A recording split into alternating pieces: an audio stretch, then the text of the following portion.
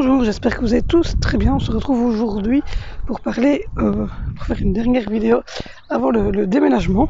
Donc rassurez-vous, vous aurez encore des blocs, mais pour l'instant, on quitte cette maison-ci, donc ce grand jardin, pour retourner vivre dans une maison en ville. Donc du coup, je profite des derniers moments avant le déménagement pour un petit peu vous prendre, parce que je ne sais plus faire de long montage, puisque je n'ai plus vraiment le temps, et qu'à l'intérieur de la maison, c'est un petit peu le casin. Donc du coup, ce matin, sur mon Facebook personnel, bon, je ne vous donnerai pas donc le nom évidemment, sur mon Facebook personnel, il y avait un petit panneau avec des enfants un peu excités qui demandaient à leur maman je regarde parce que mes enfants qui sont intérieurs, qui demandaient à leur maman de faire des activités. Décidément, on ne sait jamais être tranquille dans cette maison. Donc, qui demandaient à leur maman de faire des activités. Et la maman disait qu'elle en avait marre d'être, en rigolant, qu'elle en avait marre d'être une espèce d'éducateur, d'assistante maternelle. Et elle disait, je n'en peux plus. Et donc, sur le thème évidemment humoristique, je rappelle que c'était vraiment humoristique. Et j'ai mis un commentaire là-dessus en disant que moi c'était normal, c'était ma vie, que donc avec mes 4 enfants, je passais beaucoup de temps à faire des activités, des choses ainsi, et que surtout on avait décidé de scolariser les enfants à la maison. Donc du coup, ça me fait un peu rire. Donc j'ai expliqué un peu à cette personne-là quelques conseils, parce qu'elle me les a demandés pour voir comment moi je gérais avec tous les enfants les activités, les devoirs, les trucs scolaires, etc. Et donc ça m'a fait penser un peu à vous parler de cette éducation positive, de cette éducation vraiment bienveillante. Alors ça s'appelle pas une éducation bienveillante, ça s'appelle de la parentalité bienveillante, consciente, et de la parentalité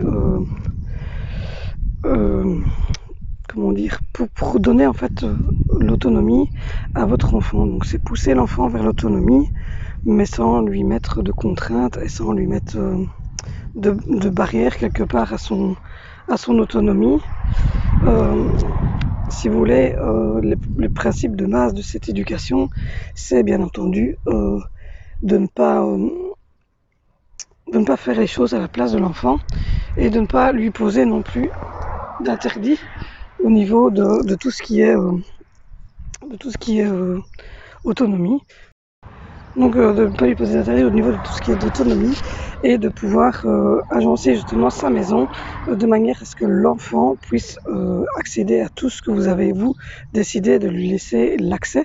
Donc bien entendu, si vous avez un vase à laquelle vous tenez, etc., il faut évidemment le protéger et le mettre en hauteur. Mais donc c'est un peu tout ça, c'est des principes d'éducation bienveillante. Donc c'est un peu plus compliqué qu'une éducation dite normale. Si vous voulez, où il n'y a pas de cri, il n'y a pas de punition, il n'y a pas de règles, il n'y a pas d'interdit à l'enfant. On doit respecter l'enfant comme lui doit nous respecter. On doit pouvoir lui demander à lui si il est d'accord, bien entendu.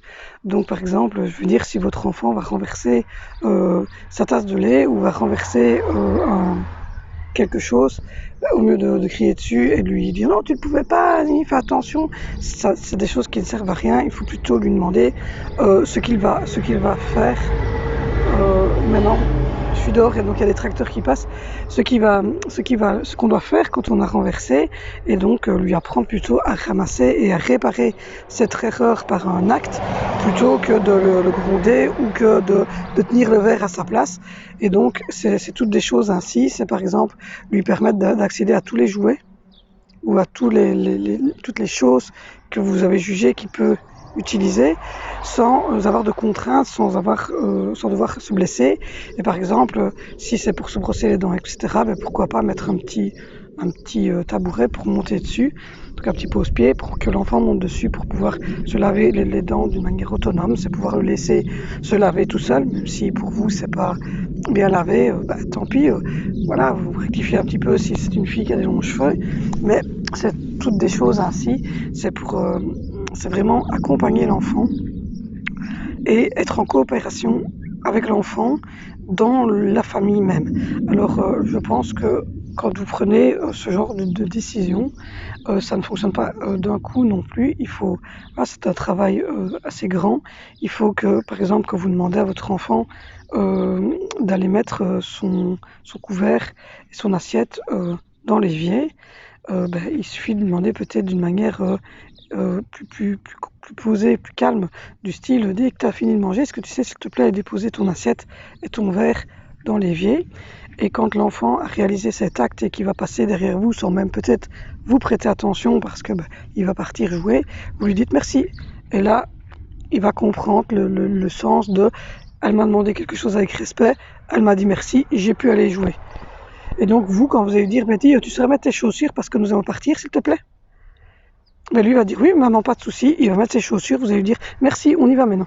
Vous voyez? Et donc, du coup, ça va être beaucoup plus facile. Maintenant, je vous donne un exemple comme ça rapide, ça ne se fait pas en une journée, hein. Voilà, le monde ne s'est pas fait non plus en un jour, et il faut du temps, il faut de la patience. Mais voilà, mais je pense que tout est vraiment en coopération, tout est vraiment en respect, tout doit être. Si vous êtes nerveux, si vous criez, l'enfant va être nerveux, il va crier.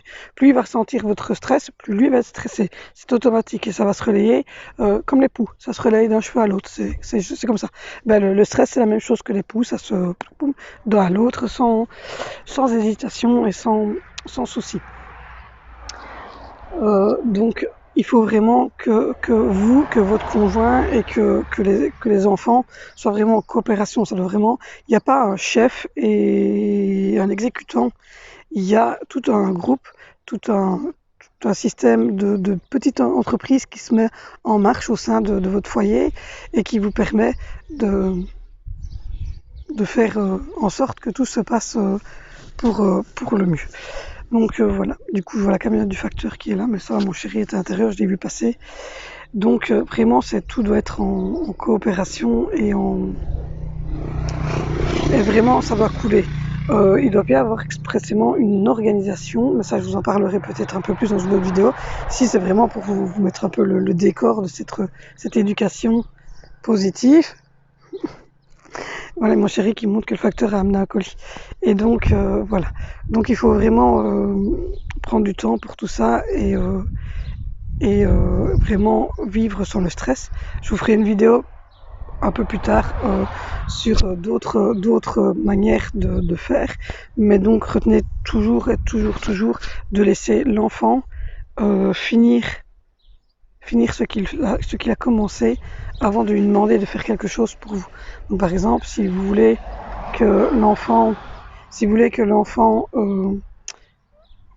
je sais pas moi, mette ses chaussures parce qu'il est l'heure d'aller à l'école, que l'enfant vienne faire un devoir, que l'enfant vienne ranger sa chambre, si à ce moment-là l'enfant est occupé, qu'il regarde un dessin animé, ou que l'enfant est en train de crayonner, ou que l'enfant est en train de jouer, vous le laissez finir d'abord son jeu. Vous lui dites, écoute, tu finis ton petit jeu, et puis dès que tu as fini, tu viens tout près de maman, et on va ranger la chambre, ou vous lui dites, écoute, dans 10 minutes, un quart d'heure, donc c'est à vous aussi de voir à quelle heure vous devez quitter, et à 10 minutes, un quart d'heure avant, lui dire, écoute, d'ici 10 minutes, on va mettre les petites chaussures, le manteau, parce que là, on doit partir te déposer à l'école.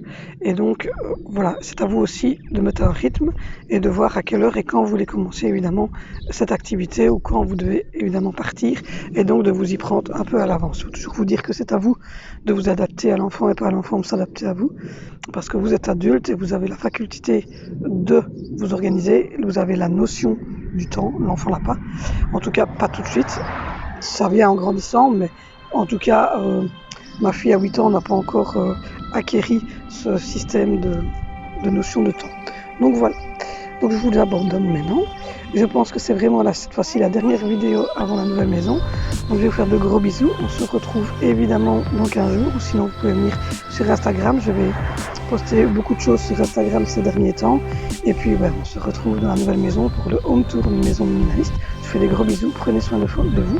Prenez soin de vos enfants. Protégez-vous bien. Et puis n'oubliez pas d'avoir une pensée positive par jour et un sourire. Ça fait toujours du bien.